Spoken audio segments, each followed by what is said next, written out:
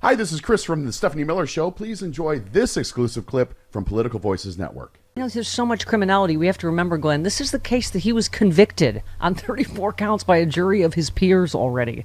So, as we were talking about, I think we mentioned this last week, that Adam Schiff was saying the J6 case that Jack Smith should have done that, right? Just whatever you call it, pause it rather than dismiss it without prejudice or whichever those terms are. What's your take on that, and whether it means at least Jack Smith can release the report, and will he? Well, I mean, will Merrick Garland? Yeah. So I understand why Jack Smith felt constrained to do what he did, which was dismiss the cases without prejudice, which means they can be revived and prosecuted in the future, in theory, once Trump leaves office. He did that because the DOJ policy said he had to do that. I'm sure he didn't like it, but he had to follow DOJ policy. But now that the cases are dismissed, they're not live cases anymore, it frees Jack Smith up to issue his special counsel report about all of the evidence of Trump's crimes, both in the J6 prosecution and in the, classified documents, obstruction of justice, espionage prosecution down in Florida. Because remember, he was also indicted on espionage charges because of the sensitivity of that classified information he was unlawfully retaining at his Florida home. Glenn, a couple more cases. I just wanted to get your take on. Trump has filed a motion to try to toss out the lawsuit against him by the exonerated Central Park Five. The defamation suit was filed in October after Trump doubled down in the debate. You remember the presidential debate, claiming it was reasonable to infer their guilt. Again, not a lawyer. I don't see how that's not a slam dunk case of defamation. They have been exonerated by DNA evidence. It is. That will be a negotiated settlement. It's a slam dunk case. And, but Donald Trump doesn't care, because he'll just ask his supporters to buy more of his sneakers and his Bibles and his perfume and his watches to make up whatever it is he's going to have to pay out for that defamation. Okay. That was part of the, what is it, section? I was told there was no editorializing or footnotes. So let's talk about this Luigi Anamaggiani case. A national security analyst identified a gap in the law that could shield the family of the assassin from potential legal consequences. So his mother had filed a missing person report for her son last month, several months after he suddenly ended contact with all his family and friends. Glenn went away. Can we get him back? Oh, no. Okay. I'm just going to continue. The expert said relatives must have recognized him in photos circulated by law enforcement during the manhunt, but she said they may have no legal obligation to identify him to police. This is an interesting legal question. The analyst said there's no legal duty to rat out your son. There just isn't, unless they actually knew that he had committed the crime or could stop him from future crime. There's no legal obligation to see something and then say something. It's a gap in the law, but as anyone can guess, it's probably quite complicated morally. What's your take on that? Because I know everybody was asking, where is his family? People must reckon this picture's been out there for a week. This is a tricky question because typically the law says you can't be an accessory after the fact to somebody's crime.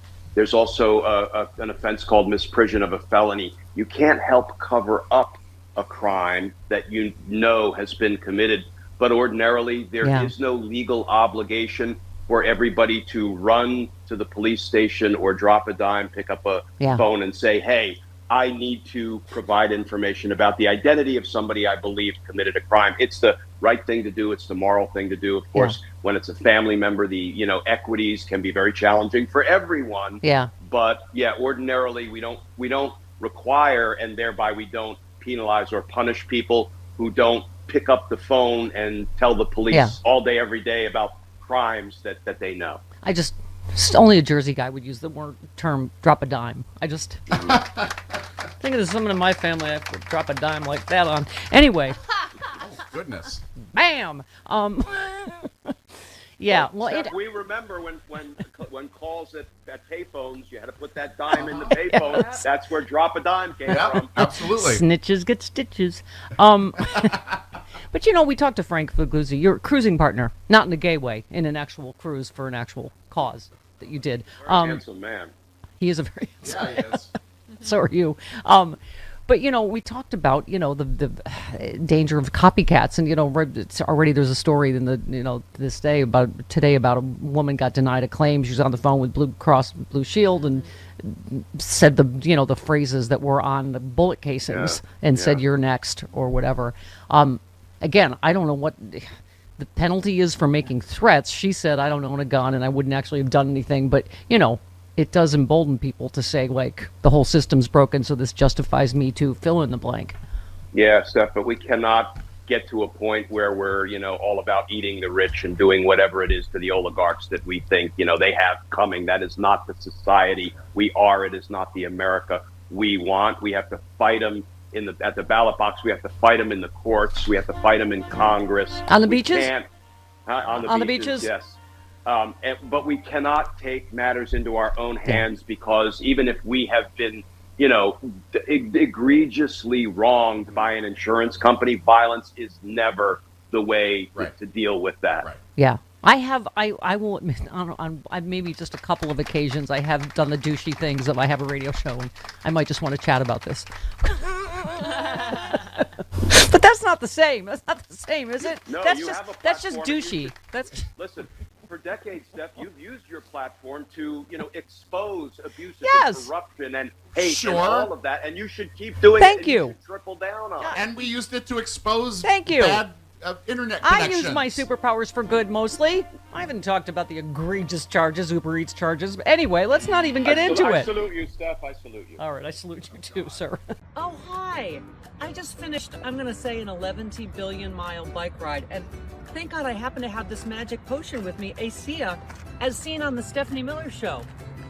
It helps my cells communicate better so that I can heal faster from overdoing because I'm lying about my age. I also use it on my face.